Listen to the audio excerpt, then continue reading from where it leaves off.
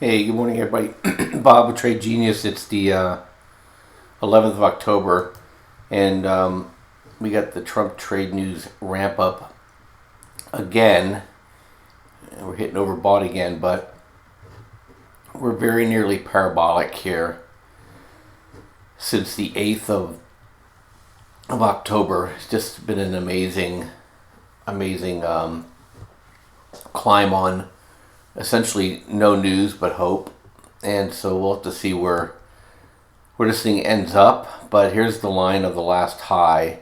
So at 29.93, this is on the SPX USD. So you can interpret the ES from there. And I want to show you something though, that where did this money come from? And do you remember when the central bank was shoveling all that liquidity in through the system through these repos? Well, it's finding its way into the stock market. Big surprise, huh? And if you notice here, since the repos have started, is that we've gotten this move here now that is 6% cumulative, almost 8% cumulative gain in the last 2 months in the stock market overnight. But during the trading day, regular trading day, the market's down almost 4%.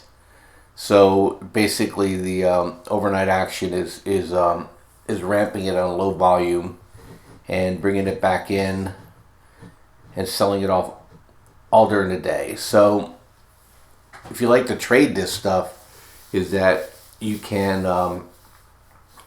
buy SPY calls on the close, and then you close them at the open, and where you can flip them into puts. Or if you trade Nadex, is that you can do the same thing. You can then just put your trades on when it opens, and then at 6 p.m. Pacific time, where I'm at, and then when the market opens, you can just take the trade off and just let the day go, or you can set a higher position to short it. So it's that was just interesting to me that they basically the money was used to speculate, as always.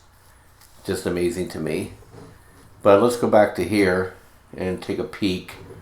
So if we get a push up to the 2 standard deviation area, that would probably be a good area to put on a short trade here. I think for a basically a sell the news event that's coming. But I wouldn't be really interested in shorting the market until after Europe closes.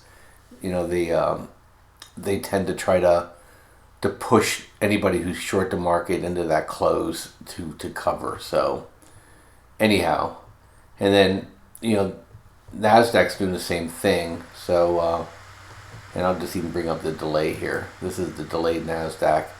It's even worse. It's where the large caps sit. So that's where they shovel the money, and it's sitting up another flat flag. So it's probably going to come up to here. So I wouldn't be surprised if we hit 79.20 area sometime. I'm sorry, 78.80 today to complete this move. And it's just amazingly how just contrived this is. And profit margins are falling, and the sales are falling, and I don't know what we really get out of China. Some people are going to get their tariffs reduced, but they're going to have to turn right around and lower prices to consumers. So I'm not really sure where that's going to go.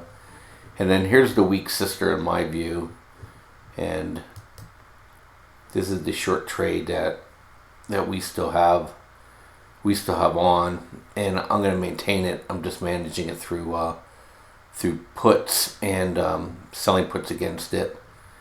But this is the small cap, and that's already at a point here now where I may add to it when the market opens today.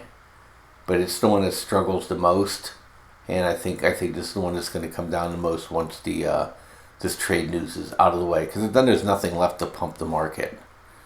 So who knows what Trump's going to do? So and I say this as a Trump supporter, but I think this thing's getting a little long in the tooth, and I think I think they probably played this thing out, because now, with 100 people coming from China and make this thing into something that's not that exciting, I think people are going to be massively disappointed. And everything they're doing here also, since I'm just monologuing here, is that they squeeze VXX down again. They just keep taking blood out of this rock, but it's constantly having trouble here at this 23.50 area, and I think this is going to hold it again. You'll watch, it'll drift up again, because people are going to try to protect themselves just in case this meeting disappoints.